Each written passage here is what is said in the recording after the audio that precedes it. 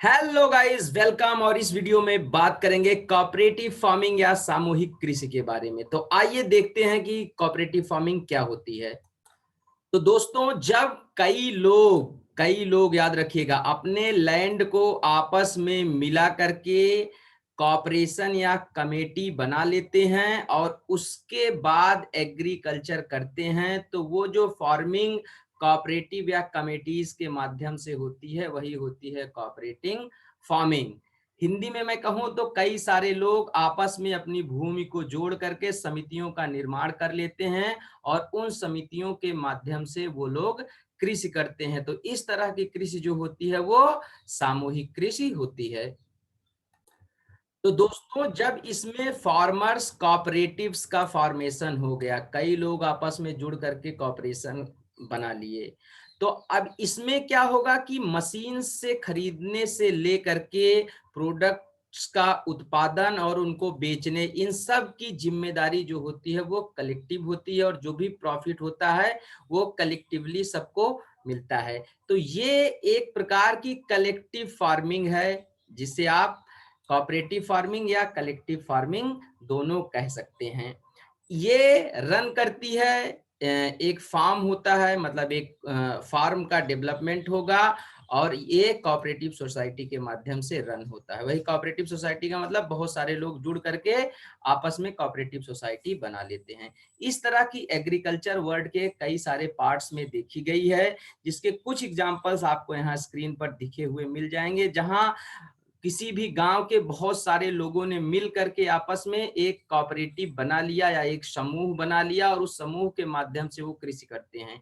इससे क्या होता है कि उनको सपोज जैसे टेक्निक्स खरीदनी है या मान लो मशीन्स खरीदनी है, ट्रैक्टर, थ्रेसर या जो भी चीजें जो है एग्रीकल्चर के लिए लगेंगी, तो वो उनको सस्ती पड़ जाती हैं। लोग कॉपरेशन के माध्यम से उसको खरीद लेते हैं, ग्रुप्स में खरीद लेते हैं, उसका यूज करते हैं, प्रोडक्शन करते हैं और प्रोडक्शन के बाद जो भी प्रोडक्ट्स होते हैं उनको बेच करके आपस में जिस भी तरीके से जिसका जो लैंड होता है उस हिसाब से जो प्रॉफिट होती है, बेनिफिट होती है, उसको बांट लेते हैं। तो ये बहुत ही इफेक्टिव मेथड है और बहुत ही यूजफुल मेथड है। इंडिया में भी इसमें प्रोग्रेस देखी जा रही है। अब आइए मैं आपको इसके कुछ एग्जांपल्स बताता हूँ। इस तरीके से कलेक्टिव फार्मिंग या कोऑपरेटिव फार्मिंग जिसे आप कह सकते हैं वो इजराइल में होती है, जिसको किबुटिज्म कहा जाता है। तो किबुटिज्म एक तरीके की कलेक्टिव फार्मिंग है, इजराइल की, याद रखिएगा। ऐसे ही इथियोपिया में जो नोमैड्स थे, मतलब जो घुमंतू वहां की जनजातियां थी, उनको एक जगह गांव में इकट्ठा करके उनको एक कॉपरेशन बना करके फिर खेती एग्रीकल्चर करने के लिए ट्रेन किया गया। तो वो कोऑपरेटिव फार्मिंग करते हैं, जिसको बोला जाता है विलेजाइजेशन इथियोपिया में। तो ये एग्जाम्पल है इसी का। इसी तरीके से कोल खोज और शोभ खोज ये रसिया में प्रैक्टिस करी जाती हैं, या आप इसके बारे में थोड़ा सा पढ़िएगा। इंडिया में कोऑपरेटिव फार्मिंग की बात करी जाए तो राजस्थान के कई जगहों पर इस तरीके की फार्मिंग देखी गई है, कॉपरेशन बना करके और उसके माध्यम से एग्रीकल्चर जहां पर करी जाती है। तो जैसे सूरतगढ़ फार्म, इंटरनेट पे आप सर्च करिएगा, बहुत फेमस है। हनुमानगढ़ फार्म है। ये कोऑपरेटिव फार्म्स हैं जहां पर एक फार्म बना करके वहां पर कई सारे लोगों के लैंड इकट्ठा हैं और वो सारे लोग मिल करके एग्रीकल्चर करते हैं। अब इन फॉर्म्स के कुछ एग्जाम्पल जो आप डेली देखते और सुनते हैं वो मैं आपको बताता हूं, ये कॉन्सेप्ट आपको और आसानी से समझ में आ जाएगा। जैसे अमूल, अमूल एक तरीके से क्या है, कोऑपरेटिव फार्मिंग का एग्जाम्पल है। गुजरात के कई सारे लोग मिल करके अमूल का निर्माण किए और अमूल इस समय वर्ल्ड की एक बहुत बड़ी कंपनी है डेयरी प्रोडक्ट्स की। तो डेयरी प्रोडक्ट्स के फील्ड में कोऑपरेटिव फार्मिंग का एग्जाम्पल है अमूल।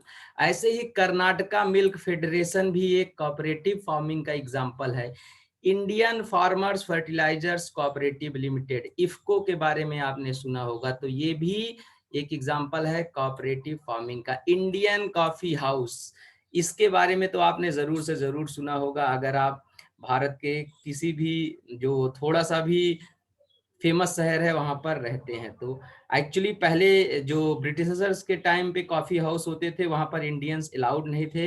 तो इंडिया के बहुत सारे फार्मर्स ने मिल करके कहा कि हम अपना इंडिया कॉफी का फार्म बनाएंगे और हम अपनी कॉफी हाउसेस खोलेंगे, कॉफी सेल करेंगे, वहां इंडियंस भी जा सकेंगे। तो ऐसे इंडिया कॉफी हाउस का फॉर्मेशन हुआ, और इंडिया कॉफी हाउस भी एक एग्जांपल है कोऑपरेटिव फार्मिंग का। इंडियन फार्मर्स मिल करके कॉफी का प्रोडक्शन करते हैं और उसको कॉफी हाउसेस में भेजते हैं, जहां पर ज्यादातर जो फार्म से रिलेटेड लोग होते हैं वही एम्प्लॉयड होते हैं, जिनके फार्म्स होते हैं। अभी तो मतलब बाहर के लोग भी, मतलब इंडिया के, मतलब उनके एम्प्लॉय भी हो सकते हैं, लेकिन जनरली जो ओनरशिप होती है वो उन्हीं की होती है जिन लोगों ने मिल करके उसका कॉर्पोरेशन का फॉर्मेशन किया हुआ है।